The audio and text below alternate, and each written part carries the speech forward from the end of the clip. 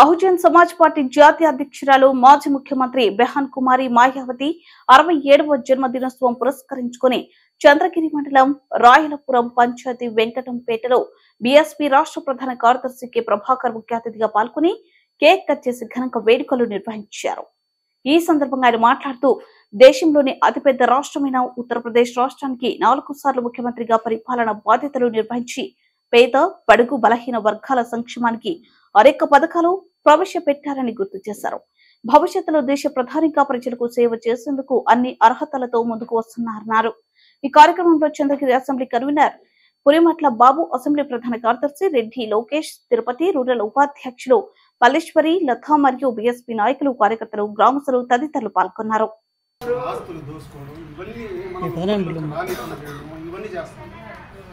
అటువంటి ఆడబిడ్డ, మన ఇంటిలో పుట్టినటువంటి ఆడబిడ్డ ఆ ఉత్తరప్రదేశ్ రాష్ట్రానికి 4 సార్లు ముఖ్యమంత్రి.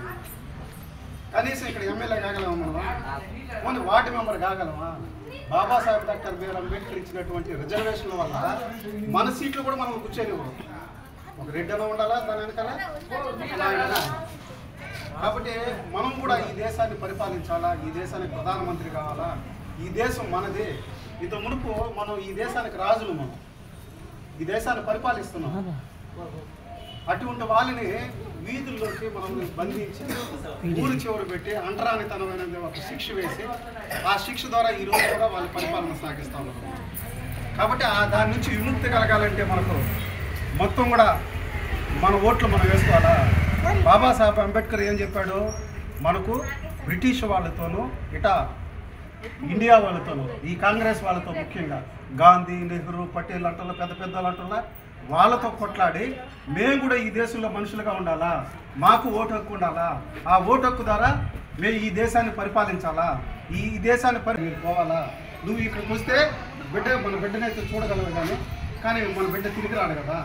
కాబట్టి కోట్లాది మంది బిడ్డల కోసం నువ్వు పోయి ఫైట్ చేయాలనేసి ఆమె చెప్పడము, ఈయన దాన్ని తీసుకుని పోవడం, ఎన్ని బాధలు అంటే మన కోసం.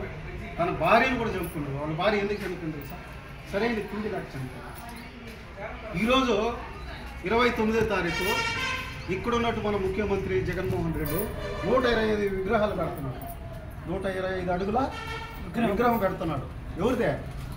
అంబేద్కర్. అదే మనం చదువుకోనీయకుండా, మన అభివృద్ధి చెందనీయకుండా 26 పథకాలు ఉంటే అవన్నీ రద్దు చేసినాడు. అంటే మనకు ఎంత ద్రోహం చేసి అంబేద్కర్ విగ్రహం పెట్టినంత మాత్రాన నువ్వు న్యాయం చేసినట్టు మాకు. కాబట్టి ఇవన్నీ కూడా మనందరూ కూడా తెలుసుకునేసి బెహన్ కుమారి మాయావతి గారిని మనం స్ఫూర్తిగా తీసుకునేసి మళ్ళీ ఇక్కడ కూడా మనం ఎన్నికల్లో నిలబడబోతున్నాం. మన ఓట్లు మనం వేసుకోవాలి. ఎంతకాలం మనం వేరే వాళ్ళకి వేస్తాము? ఎంతకాలం అంటే వాడు ఉంటే అతను, లేకపోతే వాళ్ళ బిడ్డలా? మనం రాకూడదా? ఈ చంద్రగిరి కోటను ఎప్పుడు మనం వేయలేదు. వేలాల్సిన బాధ్యత మనం ఉంది కదా. ఈ దేశ జనాభాలో మనం ఉన్నాం కదా. 25 కోట్ల మంది ఉన్నాము. 25 కోట్ల మందికి తగ్గట్టుగా వాటా రావాలి కదా మనకు.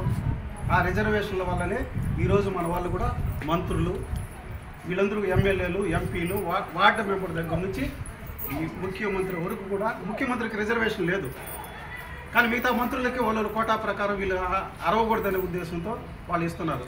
కాబట్టి ఇవన్నీ కూడా మనం దృష్టిలో పెట్టుకుని రాబోయే ఎన్నికల్లో మనం ఆత్మగౌరవంతో, మేము ఒకరితో డబ్బు ఇస్తే మేము అమ్ముడు పోము.